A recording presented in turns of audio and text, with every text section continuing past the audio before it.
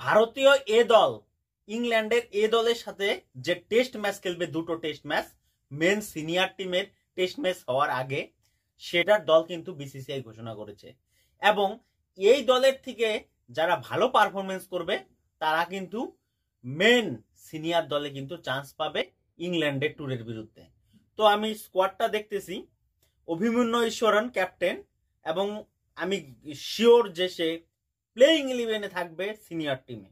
জয়সওয়াল, করুণ নায়ার, ধ্রুব জুরেল, নীতিশ কুমার রেড্ডি, শার্দুল ঠাকুর, ঈশান কিষানের জায়গা হয়ে গেছে মানব সুতার, তনুষ কোটাইন, মুকেশ কুমার, আকাশদীপ, হর্ষিত রানা, অনশুল কাম্বোজ, খলিল আহমেদ, ঋতুরাজ গাইকোয়াড় কিন্তু ব্যাগ হয়ে গেছে, সে কিন্তু টেস্টে জায়গা পেয়ে গেছে।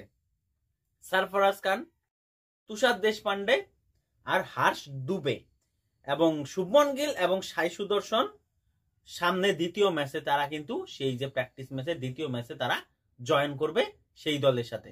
এবং জাসপ্রীত বুমরা তো থাকবে, তারপরে ঋষভ পান্ত থাকবে অবশ্যই।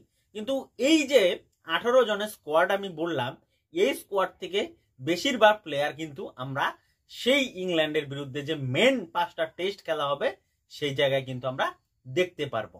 এবং ঈশান কিষান এবং তার সাথে সাথে কি অভিমন্যু ঈশ্বরন, আমার মনে হয় এই দুজনের মধ্যে একজন থাকবে। ঈশান কিষানের চান্সটা খুবই কম, কারণ ধ্রুব জুরেল এই জায়গায় উইকেট কিপার বেছে নেওয়া হয়েছে এবং ভাইস ক্যাপ্টেন তাকে দিছে, এবং ঋষভ পান্ত যখন আসবে দুইটা উইকেট কিপার হয়ে যাবে। অ্যাজ এ ব্যাটার হিসাবে কিন্তু ঈশান কিষানের চান্সেস খুবই কম। এবং এই জায়গা থেকে সাই সুদর্শন 11-এ থাকবে কি না থাকবে সেটা একটা বড় প্রশ্ন হয়ে দাঁড়াচ্ছে। এবং বিরাট কোহলির জায়গা সে কে পূরণ করবে? অভিমন্যু ঈশ্বরন। আমার মনে হয় অভিমন্যু ঈশ্বরন বিরাট কোহলির জায়গাটা পূরণ করবে। করুণ নায়ার যদি ভালো পারফরমেন্স করে তাহলে কিন্তু সে সেই সিনিয়র টিমে জায়গা পাবে। শার্দুল ঠাকুর কিন্তু কামব্যাক করছে। এই জায়গায় আরেকটা নাম আমি দেখতে পারলাম না, শ্রেয়াস আইয়ার। মনে হয় পরে তারা অ্যাডিং করবে, এখানে বলে দিছে যে the men's selection committee has named the India A squad for the upcoming tour of England, where the team will play 2 first-class matches against the England Lions at Canterbury and Northampton. The tour will include with a match against Team India senior man. তার মানে senior যে খেলাটা হবে সেই জায়গায় কিন্তু অনেক কিছু ঢোকাতে পারবে এবং ঢুকাবে বিসিসিআই।